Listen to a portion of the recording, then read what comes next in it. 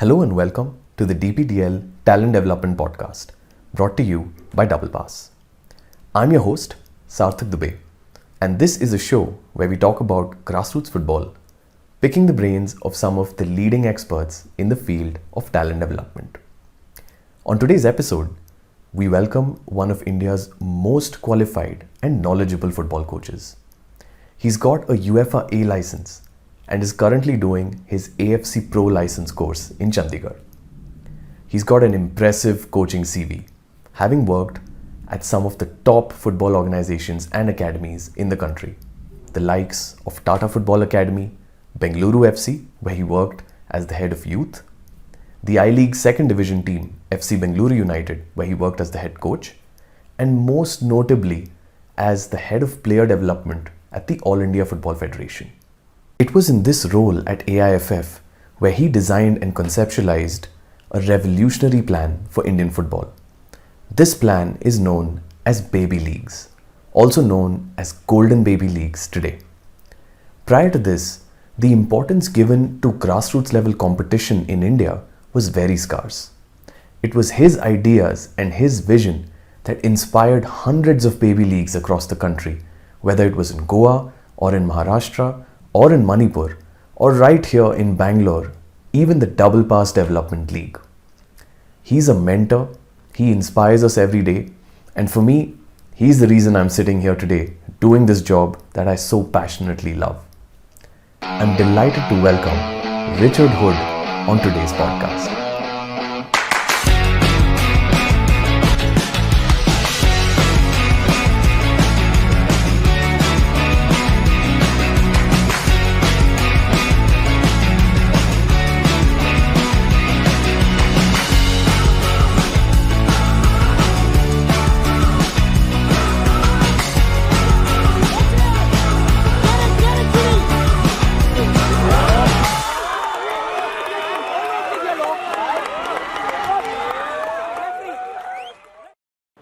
Okay, so Richard, welcome to the DPDL Talent Development Podcast. We are extremely honored to have you on the show, and I think one of the main reasons why I wanted you on, to come onto this podcast is because, to me, and every time I talk about DPDL to anyone, right, what I mention is I've taken a lot of inspiration from your ideas, a lot of mentorship from you as well over the last few years. And I think it was, if there's anyone who epitomizes talent development, I think it's you today in Indian football, and it's really an honor to have you on the show. Thanks, Sarthak. So Richard, it was, I think, in 2016 when I really got to meet you for the first time properly in a proper setting. It was at Calcutta in the FIFA Youth course, which was the instructor was Frederick Roy Miller, I think, and you were assisting him.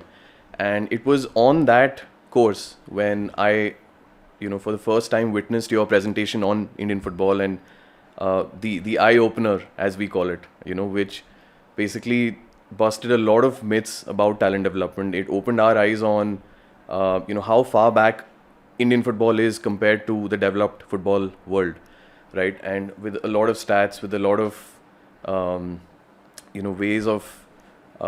ways of looking at football that we had not looked at in the past. And I think that's the first time I started thinking about it, that, hey, these are the problems that Indian football faces. And of course, after my studies, that's the first thing that you're the first person I met right after my course, to understand how we can look for solutions together. And when you inspired me and Rajat about the leagues and the importance of the leagues, I think that's the reason why we're sitting here today. Right, so a big thank you for that. But for you, right, let's begin with this. What is talent development in the most simple terms possible? What is talent development for you?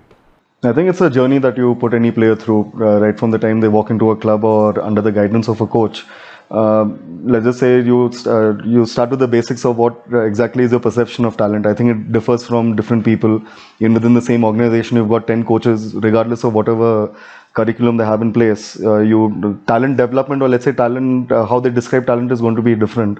But I mean, it's an opportunity for any player, boy or girl, coming into a sport to express themselves through a certain degree of, let's say, competency, or just sort of being involved in a process that makes them better, makes them improve. And that's where talent sort of kicks in terms of what can you pick up between, let's say, you have genetics at one end and you have the environment at the other end, and the interaction of that. So usually they say the environment amplifies or multiplies talent or genetics, whatever you have as a disposition. The more you get exposed to an environment, the more you grow up within certain ideals, you grow up within a certain culture, grow up within a certain sport, any sport for that matter. That's what talent development, it's an interaction between, let's say, your predispositions, your individuality within the environment that you grow up in, and at the end of it you get a talent, I mean, per se. Okay. So when we speak about talent development at the grassroots level, right? And here I'm bringing this back to the kind of people that we interact with on a daily basis, which is parents, coaches, and players who come to DPDL, who play matches week in, week out.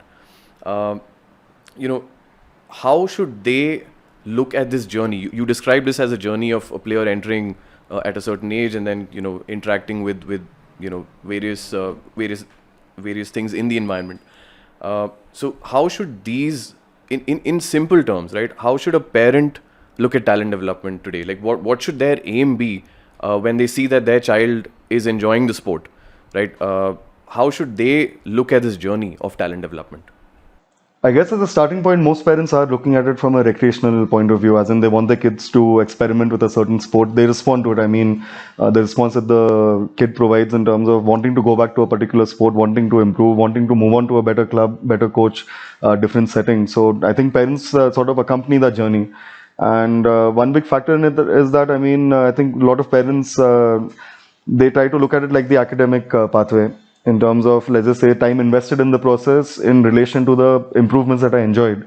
I mean, there's no correlation, there's no linear way of sort of looking at it. So maybe you and me at the age of 12, how you respond to a certain training, both of us in the exact same program, same coach, same time we check in and things.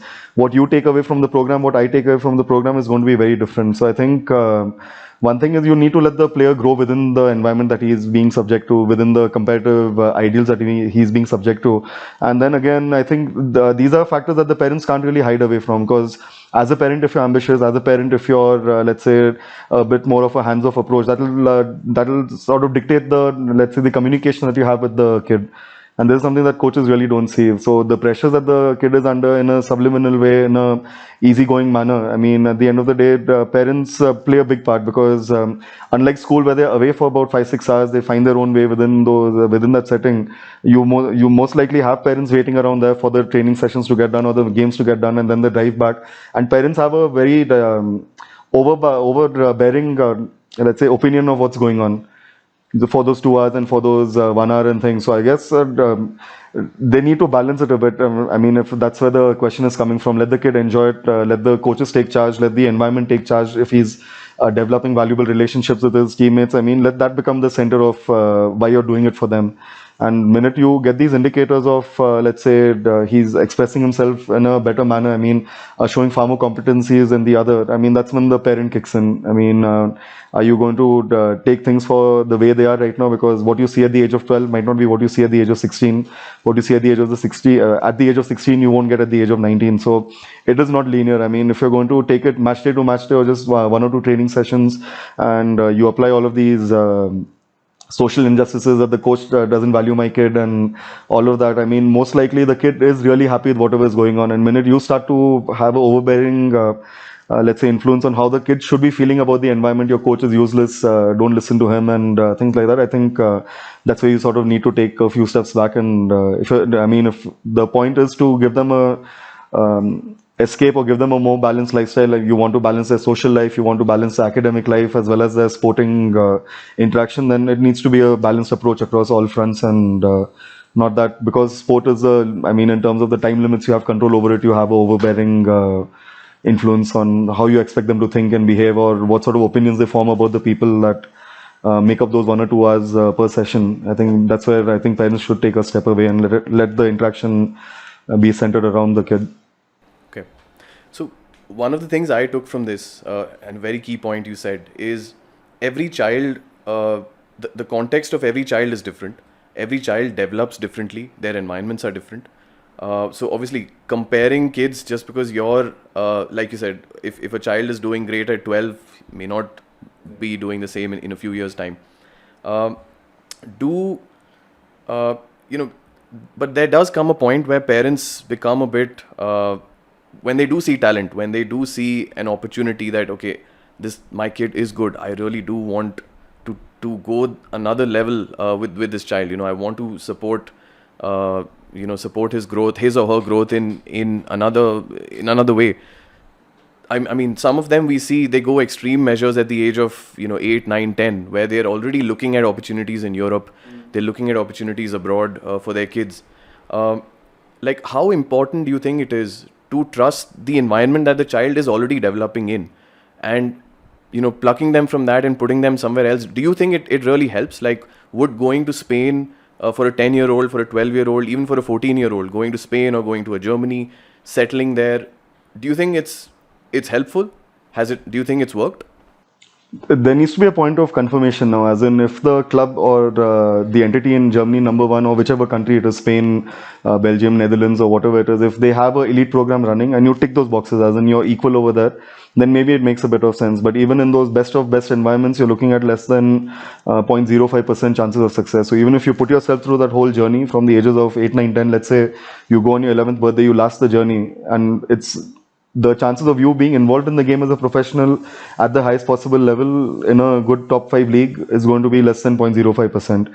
Because, I mean, once the world opens up, let's say Europe alone, I mean, FIFA has got restrictions now. At the age of 18, till the age of 18, there's no transfer of talent. Till the age of 16, there's no transfer of talent within Europe. So many times you'll find that the Croatians are making up the ranks of Ajax and PSV Eindhoven at the ages of 16, when the first phase of the immigration takes place. At the age of 18, you've got boys coming in from Japan, you've got boys coming in from Argentina, Brazil, coming in filling up those reserve team places. So it's a constant testing of where exactly do you lie. And parents, again, I mean, you see it within the Indian context as well. They want to move away from the mud ground. They want to move away. They're looking at the brochures. So the brochure says that, okay, they've got nutrition, they've got yoga, they've got a swimming pool and all of that. And they believe that's possibly the edge that's going to make the kid far better. Whereas, I mean, they might have ignored the fact that the coach who's there on that mud pitch with limited equipment and all of that is excellent and possibly the best thing possible for the player right now in terms of coming through with his talent of fulfilling the existing potential in that particular phase of development. Because again, the requirements from the environment will change in terms of your physiological growth. Once you need that extra bit of, let's say, guidance physiologically, you need some sort of mental tempering. You need to be surrounded by more high-performing elite athletes around you. So maybe that makes a difference. But I think a starting point should be, are you elite in India right now? Regardless of this whole nonsense that goes on with age cheating and all of that. Elite is elite. I mean, talent whispers, sometimes it screams, but the indicators are always there, and parents need to be quite aware. And the whole thing of Indian coaches are no good, the Indian environment is not any good, we need to go abroad and give him a better future. But almost, I think 9 out of 10 times, or let's just say 9 out of 10 or 10 out of 10 times, all these kids who have left our shows, they've come back now. Not everybody has made it professional, and even of those who spent 4-5 years over there, barely, I think about 11-12 of them are involved in, let's say, ISL, I-League and I-League 2 level. Guys who've gone to Spain. I mean, we've seen a whole bunch of them play BDFA League last season. And I'm not talking about from a financial point of view, but if somebody else has taken advantage of the environment to an extent where you're sharing the pitch with them, exact same age, same sort of development journey, but maybe you all went your own way at the ages of 15, 16, 17. But at the age of 21, if you find yourself playing for the exact same team, that's something that the parents need to calculate, because this is not a sure shot. We're talking really fine margins, and once push comes to shove, you have to be the absolute best to get a contract. I mean, beyond the point, the development journey, is not a placement thing where, okay, if you don't get a job after your bachelor's, maybe you go and do a master's and build up your resume. Over here, you have to be competing. You need to be seen in important settings. You need to be contributing to a competitive season, because you're developing a very, let's say, a tiny percentage of players, right? So to think that, okay, we'll take them away and then bring them back to India, is going to sort of change their fortunes. I mean, that sort of thinking doesn't really always click, nor do I think it's very financially viable also. If you can afford it, it doesn't create a dent in your pocket. You're all in it. I mean, it's just one life, and I mean, all of those ideals that it's just the one kid that we've got, and we'll do anything for him, then great. But not at the expense of maybe, let's say, denying your second born or third born similar opportunities should they express their talent somewhere else, because it costs you that much, or it can turn out to be go the other way as well. You spend this X amount of money and the kid doesn't make it. You're one injury away from not making it as well. Then what happens to the relationship? I mean, are your investments dispensable enough to sort of maintain that interaction as well, that it all goes down the drain? So I mean, you need to calculate the journey of a player as well. What if he falls out of love with the game at the age of 18? I mean, whatever you saw, that sheer love for the game and everything that was there at the ages of 12, 13, that you thought, okay, let's bank in on this, send him overseas, and at the age of 18 he can't really be that bothered with continuing in the game. I mean, those dynamics, and there's nothing to show for it. Let's say you drop out of school at the 10th and 12th, you still have your 10th certificate, you still have a 12th certificate to build up from. But you fall out of the game at the age of 18, there's nothing to sort of, you repair your leg or you want to come back to it. I mean, you're playing with time in terms of that. So I guess it has to be a very careful consideration that parents need to make. Right. I'm very interesting what these thoughts. I'm sure the parents, when they listen to this, some of these things will give them perspective. Of course, a lot of them are doing the right things as well. It's not like, we're trying to kill the dream. That's not what we're trying to do. Of course, if the dream is there and the parents can afford it and they can support it, great. But obviously, never kill the dream.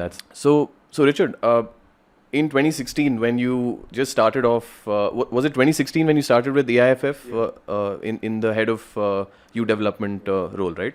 So starting then, we are 6 years from there now, 6 to 7 years almost. And where do you think the ecosystem is in these? Where has the ecosystem moved in the last 6 years? Do you see changes? Do you see that the message that you wanted to bring out there of the importance of leagues, the importance of hyper-local grassroots environments popping up within cities, within hotspots? Do you see changes? And if not, what is the ideal ecosystem for you and how far are we from it? Like when I joined the federation in 2016, the main part of the job description was that come up with a national development plan, something that will be spread all across the country and things. And I'd seen a prototype of it and started studying a lot of them, as in what New Zealand had come up with, what both the islands had come up with. I mean, they're quite public with the documentation. And the whole point was that maybe that's not something that India needs, because we'd seen these documentations come up in the past. We've seen clubs hold on to really voluminous development plans and things, and what actually happens really wasn't there. So a big point of the curiosity was that what exactly is it that we aren't doing that the rest of the countries are doing? And the main point of reference was that let's study the childhood of many of the players in countries that have a socioeconomic reality as like us. Because the minute we get a Eurocentric approach, then it's going to be that we need floodlights, we need 3G pitches everywhere, and there's no development without it. So Sergio Aguero's autobiography, Messi's, whatever articles you read about Cavani, about who's the Chilean guy, Arturo Vidal, and all of these guys, if you read about it, a big thing came up that these guys were competing from a very young age. You're talking upwards of 50 games a season, age-appropriate formats coming in there. You really didn't. I mean, the environment itself sort of triggered these sensibilities in terms of we have to win at all costs. We have to. And that's not something that is portable. You can't import a mentality and expect it to sort of click over here. But I mean, just the sheer volume of games, and then try to figure out what's Iran doing, what's Japan doing, what's happening in Korea. Then you look at the school systems over there that take up a bulk of the player development. So, I mean, if you look at it bare bones, to be called an elite academy, or let's say a high performance program, or to be called accredited academy, licensed academy and things, the main difference is it's the people, the players' interaction with the coach on a football pitch, what happens in those 2 hours that you meet each other, or let's say 8 hours per week, however frequent the training sessions are. So whether it's happening on a Japanese school ground, whether it's happening at Real Madrid, let's say academy, whether it's happening in a mud pitch in South America, the kids are adhering or responding to certain ideals in terms of, okay, we've got training sessions leading to a game. And you read about all of these guys. I mean, like Suárez's book is quite descriptive about his youth journey, saying the coach used to make us the run for the sake of it. We were doing 10 laps. And then as soon as I would wait for the training session to get done, because we never played, and go and play with my friends. And that's why he developed that whole thing of using the opponent's shins as a rebound. I mean, that's one of his tricks, right? Like he uses it as a 1-2 with the opponent's legs and things. So he said that's where I learned that tricks, and all of them. I mean, Dybala, I mean, if you just start trickling down and understanding what's really making up their journey, it was these matches that they spoke about, to the extent where they've thanked this system for the national standings and producing these players. And that's where, I mean, then the counter of it was, what curriculum are these guys adhering to? Okay, fine. I mean, you've got these volume of games and things, and by and large is missing. So even FIFA came up with a document recently about being competitive, bridging the gap between countries. I worked on that. Oh, okay. Oh, good stuff. Yeah, I think Double Pass featured prominently on that. And when they spoke about the difference between countries ranked between 1 to 20, 20 to 50, and then 50 to 100, many of the ones in 1 to 20 didn't have a written player development program or a curriculum. Many of them didn't have it, and that's why you see maybe it's the ecosystem that's taking care of it. As in how, let's just take Spain for example, how Bilbao develops its players, how Barcelona does it, how Valencia does it, is in stark contrast with each other. Because you're looking at historical context, you're looking at cultural context that shape the players. I mean, what sort of players they want to produce, but it is efficient in producing players in amongst the most valued leagues in the world, and for a top 5 nation in FIFA rankings and things. So I mean, so we have a mismatch on two fronts. One is that if you're talking about what should the ideal ecosystem look like, one is we don't have the volume of games. And regardless of whatever we want to talk about, should it be win at all costs? Should it be development oriented? Should we have silent sidelines? Should we have coaches barking at them? Regardless of all that, we just don't give these players the, let's say, the game interactions that are necessary to develop. I mean, I would say that in terms of, it should be 70-30, that you train 70% of the time, you compete 30% of the time. And let's say across a 10-month calendar, for every 3 sessions, you've got one game to work towards. But I mean, unless you have the volume of games across a long frequency, I mean, across a long duration. So our entire player development ecosystem is shallow and narrow. Both shallow in terms of, let's say, the number of teams and kids that are engaged, and narrow in terms of the, let's say, the depth of interaction that the players can get. So I mean, all these, let's say, quick short tournaments, 3 games, 5 games, 8 games, 10 games, that make up the development history of our players. And even at a very later age, I mean, kids overseas they know what it's like to put on a jersey, what the badge means, what a teammate represents, what it is like to shake hands with the coach, to enter into a setup, the whole walking through a tunnel. If you go to YouTube, you'll see post-game interviews of Mascherano, Messi at the ages of 9 and 10. The television channels have come in and things, coming and interviewing them. It's like, for whatever it is worth, you are inculcating these certain values over there, and so they're growing up with that, and God knows what the licenses are of the people. Messi's first coach was his dad, second coach was his uncle, Suarez's first coach was his uncle. So I mean, what licenses have these guys got? But it's just the fact that you have this routine where I go to school, I have my neighborhood friends, and I am preparing for this game on the weekend. And that's all that sort of channels into it. So you have a very balanced upbringing as well. In India, what happens is everything shuts down just for that one sport to take place, because it's in that tiny block of 8 weeks, 6 weeks, and we have to play a game every other day and things like that, especially at the younger age groups. And that's where the adults start to make it more about them than the kids, because we don't have this, let's say, psychological endurance to see the whole season through. So I think ideally, let's just say India right now, the ecosystem wise, we need to get hyper local. That is not even statewide, but let's just say Bangalore needs to represent the volume of interaction that maybe a city like Montevideo does, which is about, I think, 35,000 kids playing leagues from the ages of 5 to the age of 13. And it's not a dual age bands either. So you have under 5, under 6, under 7, under 8, under 9 single age band tournaments. So I think that's one big factor that we need to cash in on. Let's say coach education needs to be diversified further for people who don't really aspire to move on further, but love working with the kids, can give them experience better than any, let's say, A or B licensed coach possibly can, just because of the sheer intent with which why they bring themselves to come in and coach them. I mean, that sort of personality will put us in a far better disposition than having these fancy resumes on the sidelines and people who will move on in a couple of years. I mean, kids need to see those faces over and over again, and maybe the club needs to hold on to these valuable people within the community as volunteers or whatever capacity they feel that they should come in. So I think from a community volunteer structure wise, we need to amp up that, and just the sheer volume of the season. I mean, even now, I mean, if the Japanese kid is getting 50 games a season from the ages of 5, 6, 7, you do the maths. By the ages of 10, 11, 12, we are about 250 to 300 games behind them.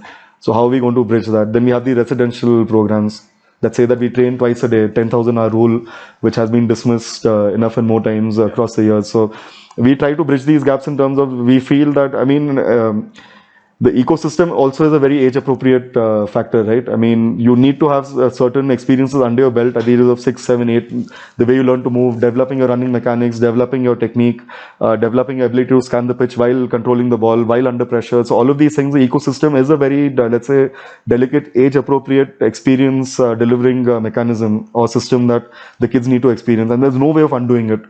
So what we see right now with people amping up the older age groups, because it's easier to coach, it's easier to manage kids at an older age.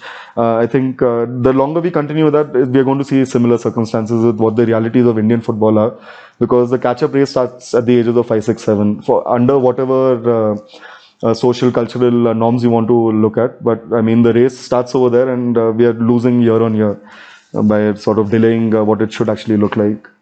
So you were talking about the environment, and so my question was, do you think things have moved? And based on your answer, should I infer we're still there and there's still lots more to do? Do you see the pace that you had probably envisioned at 2016, that okay, through the Baby Leagues project, we'll be able to roll out a lot more kids playing football at a hyper-local level? Do you think it's been moving at the right pace, or there's work still to do? I think we have to look at with the context of this whole lockdown and football pretty much shutting down. Yeah. If professional football suffers, and the kids suffer more than anybody else. I mean, there's zero activity there. But I mean, the numbers for the proportion of people that we have, let's just take the footballing population into consideration. It can be a lot more. I don't know if it's happening in an informal manner also, as in people just sort of organizing pickup games and all of that. But I think there will be a strong cultural shift in a few years. I mean, a lot of people our age, I don't know the age differences, maybe 6 years and things, but a lot of people in their, let's say, mid-20s to mid-40s, a lot of them have grown up watching the Premier League, La Liga, Serie A, and that being the favorite sport in a bigger cities. So you look at Bombay, you look at Bangalore, Chennai, Calcutta. Calcutta obviously has a really strong culture, but you will get a lot of parents who have sort of connected with the sport in a very different way, a whole generation of them, and the way they'll choose to sort of direct their kids' interests into coming into the game, and maybe the guidance that they might get at home, the whole Tomboy theory of football starts at home. We will see a switch over there in terms of more people being willing to subject the kids to, or let's say, involving the kids in a year-round football program that involves games as much as training. And I think the real shift will come in is, let's just say, the academic institutes, because I think that's where the biggest untapped resource that we have, schools with football grounds that are empty from, let's say, sunrise till the assembly starts, and from the time the school gets done till sunset. And if you add floodlights to that, then you're looking at a totally different. But so if we get good coaches into that ecosystem, where schools that have traditionally valued the sport more than cricket, more than any other sport and things. I mean, right now they are producing a bulk of Bombay players, for example. But the minute we get that across all major cities in India, with parents who have football as their preferred sport growing up, I think that will be a big shift. But if you're asking about circumstances right now, where exactly it should be, what exactly it should look like, I think any progress right now you should thank for it. But I mean, it's a big bad habit that we have is it's better than before, it's better than nothing. I mean, those are the baselines that we constantly measure our achievements and accomplishments against, that pehle se behtar hai and it's better than nothing sort of mentality. And that's what gives us a whole bunch of, a chunk of baby leagues now operating on, let's say, 6 games, and that's a league. I mean, just ticking those boxes. I think minimum is 7, and if people need to sort of see what exactly can they do, nobody is sort of pushing for the 21 game season. And forget the benchmark. I mean, baseline is 7, benchmark is 21. Who's out there to sort of push it up to 40 games a season, getting people together and subjecting them? I mean, I think the stakeholder mentality shifts. That is, we get a lot more people coming forward to maybe not run clubs, because we get a lot of that. And then they get dissuaded, they get discouraged, and they don't want to be involved in the game anymore. But minute we can convince strong corporates that your brand can influence the life of 1,500 kids, 2,000 kids competing, and they'll do their own training and bit. But when they come to the ground, it's going to be something that's organized by you, presented by you. I think minute we get that mentality of stakeholders, then we'll see a real churn, as in people who genuinely value, let's say, player development, and all they can possibly do is run a league. And whatever sort of comes in and fills up around there, I think these two shifts will be quite crucial, that football favoring parents as well as corporates who see engagement in terms of player development from a competition platform point of view. I think that will make a big shift for us. Since you have good insight in the talent development space, right? You've been working in player pathways for a while now. you know, when we see the environment at DPDL, for example, where we've got a 22 game season at the bare minimum that we push for. Of course, we want to increase that as we get more teams. Because of the pandemic, we got a limited number, but we expect that number to go higher in the coming year or so. A lot of parents ask us, a lot of coaches ask us about game formats, right? Now, obviously, we follow this kind of a ladder approach where it's 5v5 for the younger ones. As you grow 2 years older, it's a 7v7, then a 9v9, and then at the age of 14 is when we're kind of introducing them. Under 14, under 15 is where we are introducing under 11-a-side football to them. So a lot of parents, because they do play in other tournaments, they play in other leagues around around the state as well, where they are told to play in a 11-a-side environment at the age of 11 or 12. So the parents come in and question us that, hey, there's a mismatch. Why is your league doing 9-a-side, whereas my kid should be playing 11-a-side? It's bad for him. And these are some of the words that we hear. It's bad for him or her. So what do you have to say on this concept? Are game formats important at the age of, is 11-a-side game format important at the age of 11, 12? If you can delay it, how far can you delay it? And by delaying it, are there any benefits? Or really, is it bad for the kids? That's the question. I wouldn't say bad, but I mean, you need to take it into context of kids playing adult format of the game. So, I mean, scalability is a big factor in player development. You can't subject or stress the kids with adult expectations, especially in terms of dimensions, ball size, and things like that. And also for parents, I mean, the world is moving towards small-sided games. I mean, all the development, all the, let's say, advanced development countries are delaying the 11-a-side format increasingly now, because at the end of the day, if we sort of start to boil out the game, the essence of it is going to be 1v1 interactions that will take place, or maybe small interactions, 2v2, 2v3s in a small part of the pitch. And to recreate that in a 11v format, I mean, a full format with 11, 12-year-old kids, the intensity with which it's going to take place as an adult. Let's just say that the running output is increasing now, the amount of pressure, how quickly an interaction is created in an adult game is going to be far quicker now. I mean, like if these kids are 11 today, by the time they're 21, by the time they receive the ball, the sort of pressure, intensity of attention that they'll get from an opponent, or for that matter, I mean, going and confronting somebody if they have the ball. These sort of interactions are going to come up far more frequently, far quicker, with far more quality. I mean, people will get fit. I mean, that's where the sport is headed. And the minute you subject these 11, 12-year-olds to a large format, where by the time you receive the ball and your opponent doesn't really have that sort of physical capacity to create those interactions, whether it is collectively, individually, you're not going to experience the game in the sort of frequency that you require. So, I mean, chaos, asymmetry, all of it is a huge factor in player development, because no matter how good your training sessions are, what happens in a game, and that's the joy of the game as well. I mean, there's no way of predicting. I mean, absolutely no way of predicting how games unfold, just because of the willpower, intent, whatever factors that make up the 90 minutes or whatever it is for the kids. There's no way of predicting that. And the second you see a certain team dominating the 11-a-side format, is not good for the team dominating, nor is it good for the team that is maybe struggling to put up.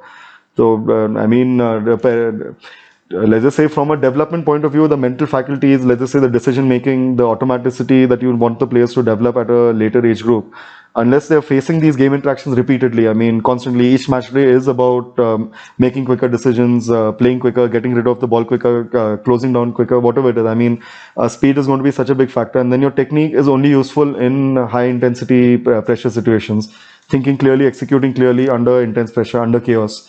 And that's what the 11-side format is sort of hinting towards. I mean, you need to perform in those interaction dynamics. So, minute you start to, let's say, the kid who is great at the 11v11 format at 11, 12, 13, minute everybody else is the same size, same speed, same competency levels, but they've developed in a smaller side format.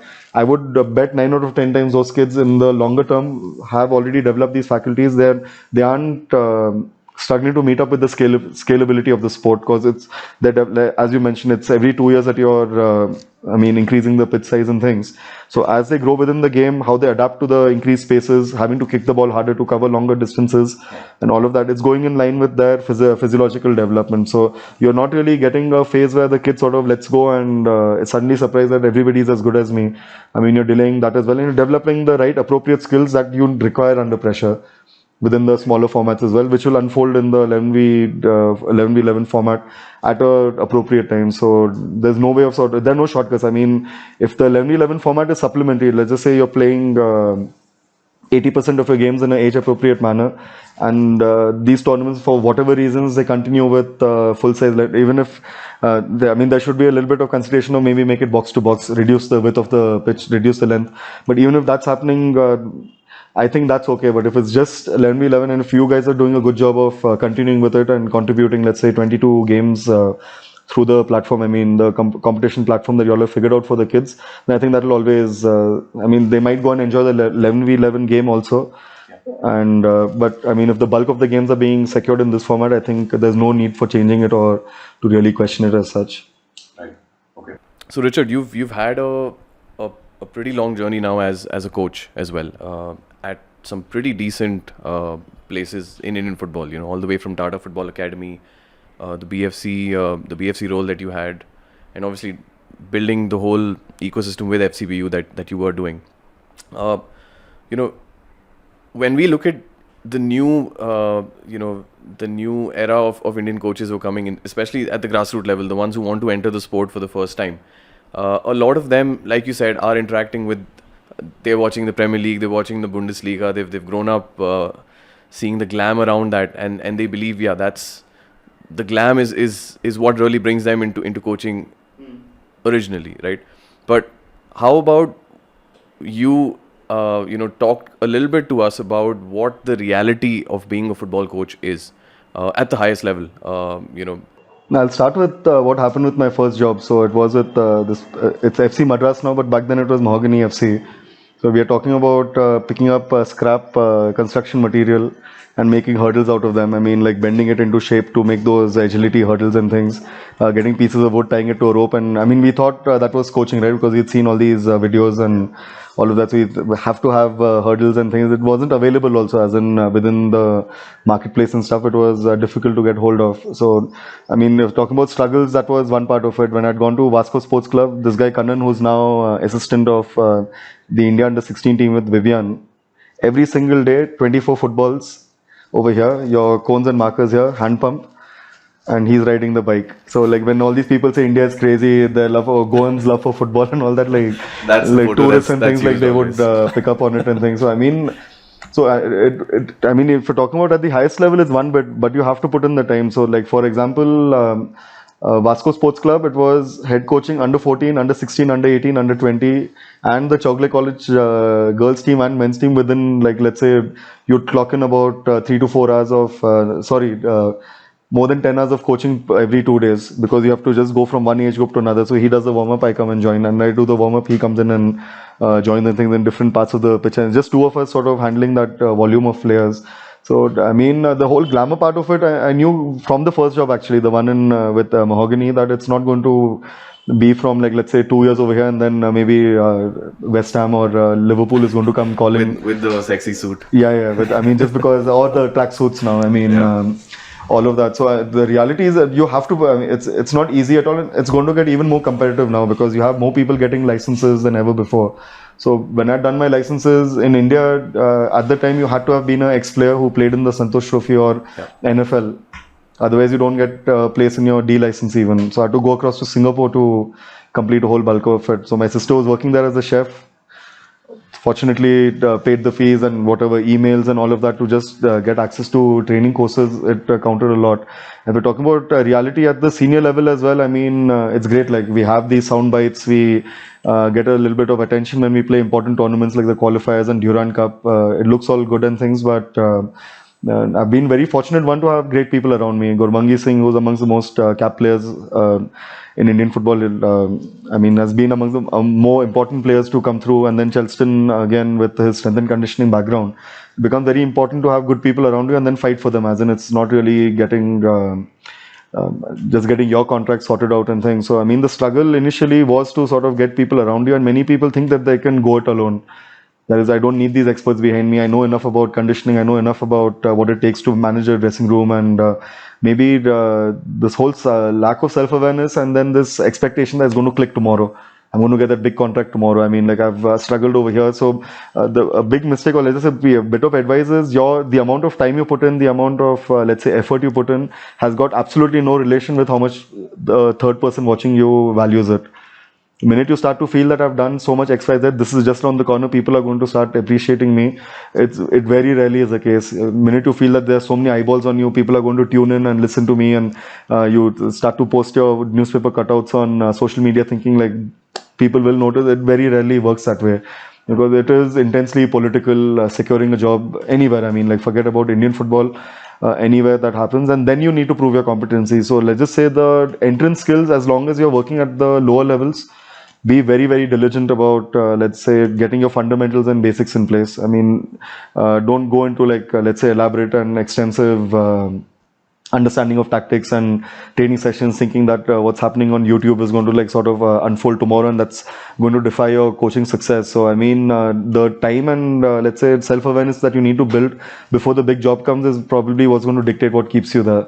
So even at what I mean, even I-League level is not as glamorous as people think it is. I mean, it's the cameras that make you look good on the sideline when you're screaming and things, but let's just say ground realities of how many clubs have their own training facilities, how many times you have to show up there and somebody else is training there already. Many times you have to fight with clubs for basic things like cones, markers, balls. Not saying it's happened in the recent past, but in the initial jobs, those are the struggles that genuinely sort of faced us.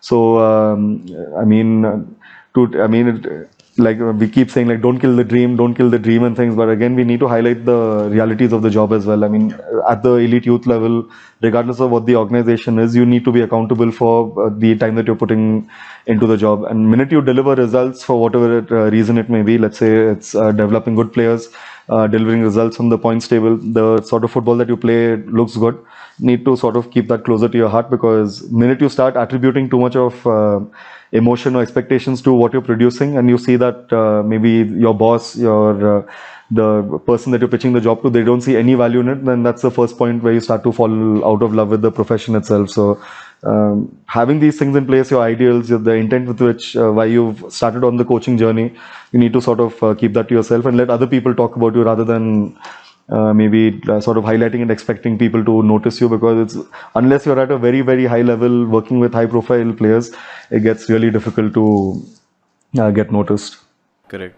And one of the points you said was the exact same thing that our first guest on the podcast, Ariel Jacobs, who was Anderlecht's manager for a few years in the late 2000s, he mentioned this, that again, it's when you're winning, you know, everything is amazing, and but that's the point where you need to be like super careful and super alert that things could go wrong as well, and you know, that's, I think the top managers know that moment and how to manage that.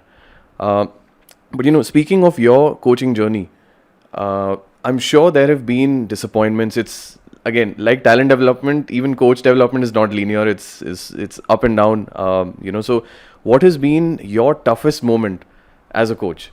You know, where you just didn't feel good about it, and how did you overcome that? One bit is that we hold the whole, let's say, the playing style and playing model really dear to us, as in the performances that come up. So this whole recent qualifiers bit with FCBU, that was a big point of disappointment, because we had 4 games to sort ourselves out, which reduced to 3. And if you look at the stats, or let's just say what we built our entire football around, final third entries, shortest distance between the assist, as in getting a quick tight game in the final third, chance production, high quality chance production, all of that. I mean, like we were hitting those boxes like crazy.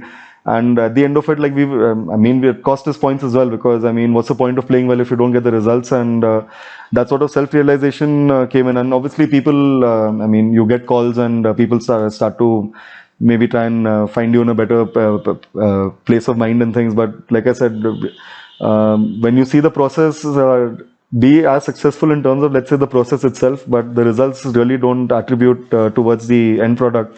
That's when you start to feel like, I mean, that was like a super tough moment to really get out of, and maybe they came to a point where we thought, okay, let's be a lot more pragmatic, let's start parking the bus and X, Y, and Z. But then, I mean, you start to reflect again, that's not what's going to dictate our success, let's say 10 years from now.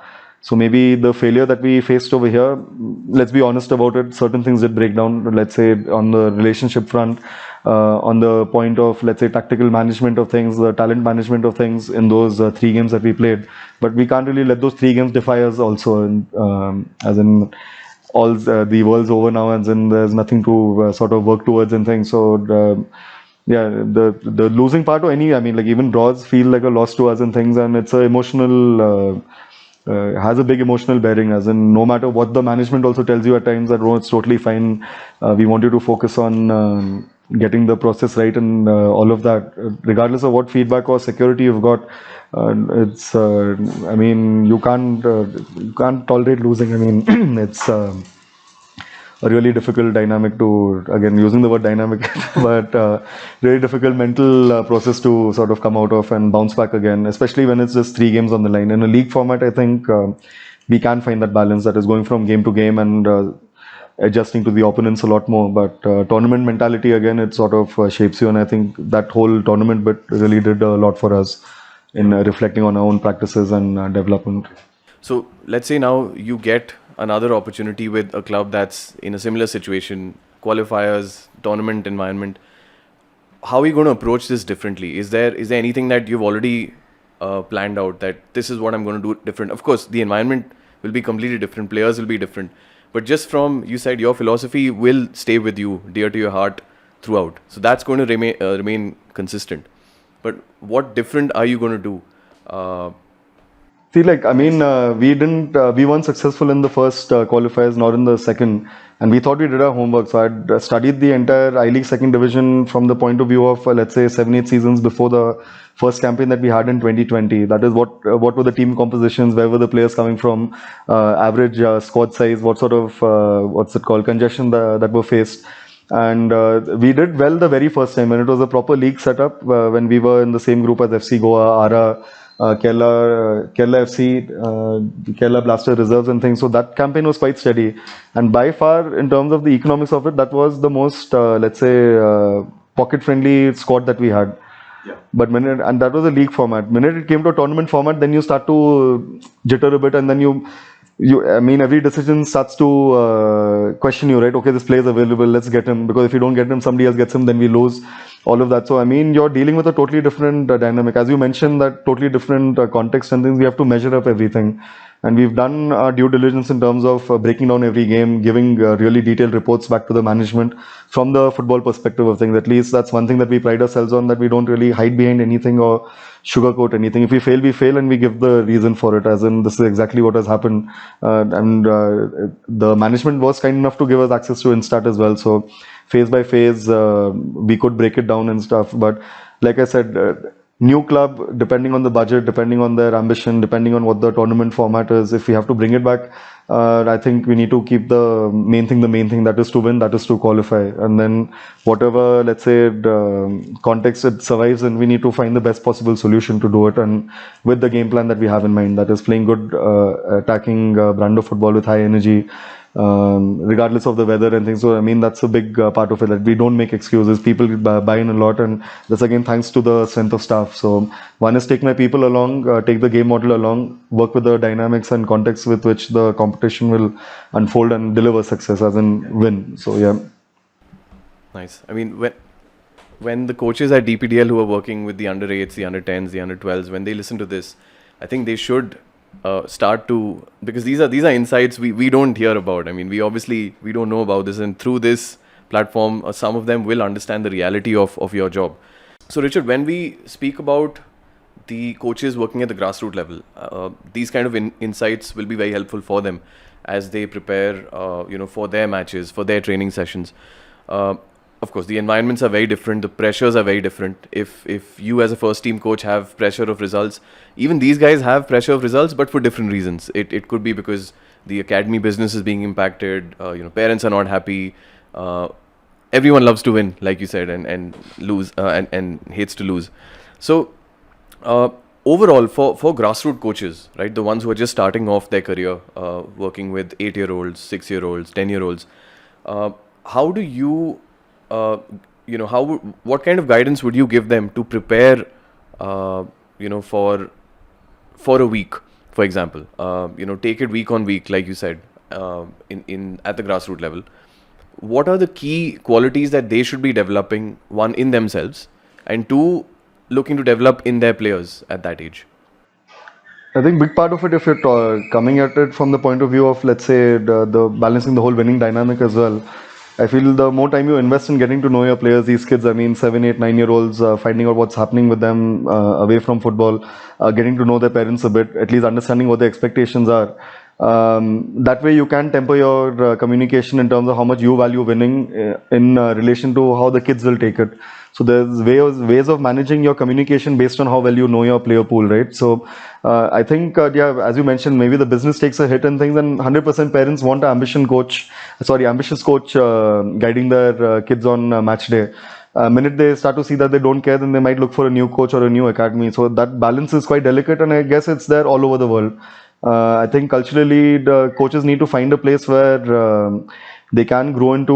Let's just say they have to assess which sort of jobs they are walking into, and if they don't have a choice, then control the interaction in terms of are you still demanding winning in a way in which players are committed to the task of improving so that they can influence the results next week. So how you sell the training process, how you sell the whole experience in terms of competing and engaging in training, I think that makes a big factor. So you negate the relationship side of it, both from, let's say, upwards in terms of the management that you report to, the parents that that are going to be on the sidelines on match day, and the kids that makes up, let's say, 95% of the interaction.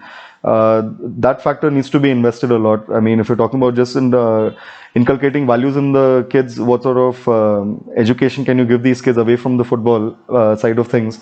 There again, you need to figure out what exactly can you control, what exactly can you foresee. So punctuality, greeting each other, I mean, just basic life skills that you can demand from these players. Tucking your t-shirt in, if that's not a big part of it, then at least certain terms in terms of having some protocol, some ethics, some set of cultural values that you can inculcate and represent, just the way in which you present yourself. And I think a lot of times we keep talking about coaches being reflective, having feedback and stuff, but if there's no framework for it, if you just, your whole reflective process is based on the results, what's happened on match day, and it's not really centered around anything. I mean, you don't have anything defined. Why am I in this? What exactly are the values that I represent? Are those being shown? What sort of football do I want these kids to play? Are those being shown? Minute you don't have a framework of reference and you make the results just the be all and end all in terms of, let's say, reflection and feedback, then it starts to corrupt your whole, let's say, engagement with the kids, with the league, with the team, with the parents. You start to take things a lot more personally. So I think just from the perspective of being self-aware in terms of why exactly are you there, it can just be one piece of paper also, but you need to have a framework for, let's say, what dictates your interaction with the environment that you're in. Right. One thing that I take from this is the values bit that you touched upon. I think even as a league organizer, as someone who's organizing matches, I think having having certain values inculcated at this age, because I do see, for example, if a child falls down and I see the opponent picking them up again, that itself is a positive, to see that. If you see kids shaking hands at the end of the game, irrespective of the result, irrespective of parents fighting on the outside, but the kids doing it, that's again a positive. I think even as a league, I take this as a learning that we can implement certain values, value system in place for the league itself, which we're trying to promote. That's very interesting. And we were talking about those coaches, and you have actually worked with some of the players who today are in the ISL, in the I League, playing at the top level. You actually worked with them at TFA and at BFC as well when you were head of youth there. So how, while the struggles at the first team were different, what were your struggles like with these the younger players? How did you approach them? Was there a difference in the way you managed the two? I think the journey went from Madras with Mahogany, where you had these recreational pay and play players, and I'd gone across to Vasco Sports Club, where you had extremely talented kids, but maybe not with that level of ambition. I mean, kids who could run all day. I mean, great expression on the ball, great first touch, and good game understanding. I mean, we'd got them from Chevron, who's a great scout in Goa, has his sort of sight on all the upcoming talent and things. So we got a lot of them, but again, in terms of it was constantly us meeting them halfway, pulling them along. But at TFA, the dynamic changed completely. I mean, just the, let's say, the ferocity of ambition and grit that these guys had, especially people like Udanta, Vineet Rai and Narayan Das. You had to drag them off the training pitch, and we used to train 2 times a day. But guaranteed, I mean, because you had to take turns having a bath, take turns with breakfast and things. Usually it came in batches. These guys were the last one off the pitch. I'm not wasting the time at all. Like it would be Vineet staying in center of the pitch, pinging a ball to Narayan on the left and Udanta on the right, each of them going in and crossing. I mean, they made up their own drills. Sometimes they would seek us out and ask us like, what exactly can we do? These guys waking up at 4 in the morning. I mean, I used to have them up at 5 and thing, but on days off, because certain elements came into the academy and said you should only be training 2 hours a day and things. And these guys found ways around it. So suddenly at 2 in the morning, you're seeing some of them in the gym. You're seeing them training till 12 in the night. Bilal Khan would keep the entire academy up, just hitting the ball against the wall and practicing his grip. So, I mean, if you talk just in terms of the different players that came in, yeah, I mean, that was a huge contrast from different clubs. At BFC, we had a very different set of players who went back home to their parents, and some of them are quite prominent. So, I mean, long story short is that don't come in the way of talent, especially when it's screaming for more attention, screaming for more time to maybe improve themselves. And obviously, you should advise them that maybe overtraining and all these factors can kick in and will be a detriment a few years down the line. But let's say the evidence for hard work, evidence for dedication, evidence for just sort of grinding it out, getting those hours in, is far more than having a laid back approach and waiting for things to happen. I mean, there's heavy evidence for guys sort of taking the bull by its horns in terms of their own development and putting in the hours over and above whatever we feel our coaching influence can bring through. Yeah. You know, with that, I think it's sheer persistence. That's what I take from this, and that's what players who are listening in today, the younger ones, listening into this podcast, should take away as well. These kind of stories, of course. Once again, never heard of players training at 2 in the night just to make up the hours. But yeah. With that, Richard, I think I want to thank you for your time. I know you've skipped your gym session today for us. And of course, if in the last podcast with Naushad Musa, if we moved furniture around, I think we've given you a different perspective to your own house. Might just go back to how it was. But yeah, so thank you so much for your time. Bye guys. Thank you, and see you next time.